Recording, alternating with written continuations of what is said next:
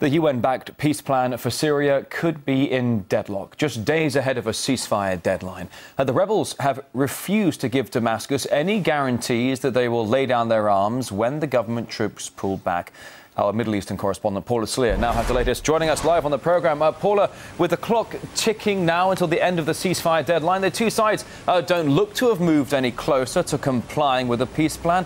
Or can you give us some other news? Well, the commander of the rebel Free Syrian Army has indicated that he will not give any kind of written guarantees that he plans to lay down arms. And this is just hours after the Syrian regime put forward a request for such explanations. What the Syrian regime is asking for is written confirmation that the rebels will lay down arms before they withdraw their tanks and their troops from population centers. Now, this does threaten to derail the peace process just 2 days before the cease plan that was put forward by the former UN chief Kofi Annan goes into effect. What we know is that the rebels are saying that they do not recognize the legitimacy of the Syrian President Bashar Assad's regime, and as such they will not be giving any kind of guarantees. What they want first is for the Syrian troops to return to their bases and for all security checkpoints to be removed from the streets. But what we're hearing from Damascus is quite the opposite. They say that they need to have some kind of written guarantees and that they've received none of this from Kofi Annan or from the rebels themselves. In addition, they say that in the last few days there has been an alarming increase in violence in numerous Syrian cities, and it puts the blame for this squarely on the shoulders of the opposition, who they say are continuing to carry out violent acts. Now, Paula, despite the ongoing domestic crisis there in Syria with the government forces, with the opposition, let's talk about the international community. Moments ago, you mentioned this whole six-stage peace plan proposed by Kofi Annan. Do you think the international efforts are helping in any way to resolve this conflict? Well, increasingly, the sense in the international community is that any kind of resolution of the Syrian crisis is getting further and further away. Certainly, there are many in the international community who feel that what world powers are doing is actually moving the two sides further away from each other. We saw a recent Friends of Syria meeting, which has effectively now become known as the Friends of the Syrian Opposition. And this saw countries like the United States and its allies, as well as several Gulf countries, Saudi Arabia, Qatar and Turkey, pledging increased support for the rebel fighters. What we've heard from countries like Russia is that far from actually helping to resolve the conflict, these kinds of shows of support are merely fueling the crisis on the ground.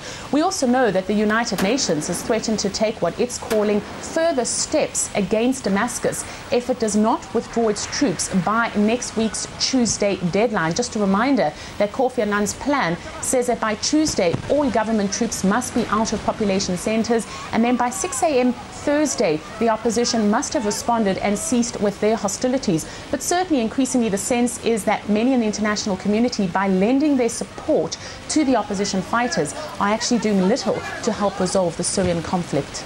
All right, Artie's Paula Slier there, live for us from Tel Aviv. Thank you.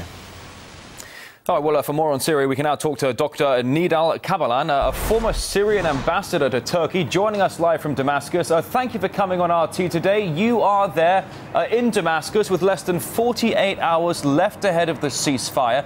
Do you think it will actually take place? Thank you, Rory. It's a privilege to appear on Russia today. It could happen, but it's going to be a little bit difficult now with the escalatory language that has been actually demonstrated mainly by armed opposition gangs.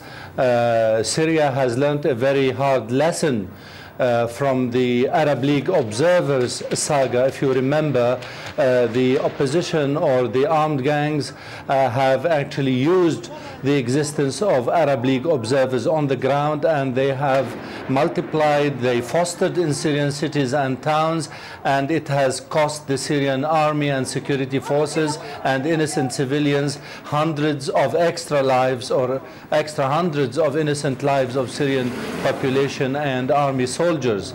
To get rid of some of those armed gangs and to clear some Syrian cities and towns. So Syria does not want the same thing to happen again during the existence of any many international observers on the ground. That's why Syria has demanded that rebels or armed gangs lay down their arms, and Syria wanted written guarantees from main handlers and supporters of the so-called Syrian I'm sorry army. to interrupt you, but it might be very difficult to get these so-called written assurances from the opposition members, considering there are at least 4 or 5 different factions that all claim they are the opposition. But if I may for a moment, the US and its allies are adamant that Assad has to go, but that is not a part of the ceasefire deal.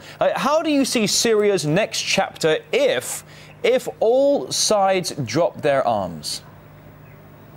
I think, you know, before Obama, George W. Bush wanted Assad to go, and Jacques Chirac wanted Assad to go. They have all gone, and Assad is still there.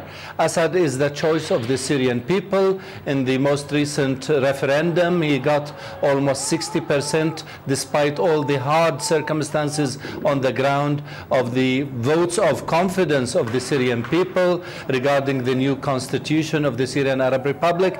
I agree with that. We need reform. Reform is vital, is essential for the modernization of Syria, but we want reform in a peaceful and civilized manner, not under the bonnets of the so-called Wahhabis who have been butchering men, women, and children in Syrian cities and towns. So, okay, Obama can say what he wants, the West could say what they want, but what matters is what happens on the ground. What is happening on the ground in Syria, particularly in recent weeks, is that the state, the government, the army is regaining control of the majority of Syrian territory, and, you know, armed gangs are running away, fleeing to Turkey, Jordan, Lebanon, and, you know, some if I may just jump in for a moment. I do apologize again for interrupting you. We are so low on time here, but I want to continue this conversation. In recent days, we've had the so-called Friends of Syria meeting that occurred in Istanbul. We've spoken to some Syrians who say that group is not the Friends of Syria. They are the enemies of Syria, and yet they're the ones who are arming the rebels. What are your thoughts on that? Absolutely, you are absolutely right, and they are absolutely right. Friends of Syria are Russia, are Venezuela, are China, you know, countries who have been supporting a peaceful end, a peaceful settlement for the dispute in Syria. If those so-called friends of Syria who've gathered first in Tunisia and now in Istanbul, who are actually enemies, bitter enemies of Syria, are supporters and friends of Syria, they would have stopped the media propaganda, the media provocation initiated by Qatar and Saudi Arabia, mainly Al Jazeera and Al Arabiya TV channels. They would have stopped arming those militias in Turkey and training them in Turkey and some other neighboring countries, mainly Lebanon, Turkey, and probably Jordan and Iraq. If you are a friend of Syria, then you would help the government accomplish a peaceful solution to this ongoing crisis. Those people who have gathered in Istanbul are the same who have gathered previously in Tunisia. They are a group of warlords and they are warmongers, and they are actually trading with the innocent, the blood of innocent Syrians who have been killed, almost 7,000 or 8,000 of them. Almost half of them are army soldiers and security forces who have been butchered by those armed gangs. Friends of Syria would support a peaceful settlement. Enemies of Syria would go on arming and training and financing those Islamic fanatics who have been trying to dismantle the very existence and undermine the very existence of a secular state in the Syrian Arab Republic. Dr. Nidal Kabalan, I wish we had more time for this. We don't here on RT. Former Syrian ambassador to Turkey, thank you for joining us live from Damascus. Thank you.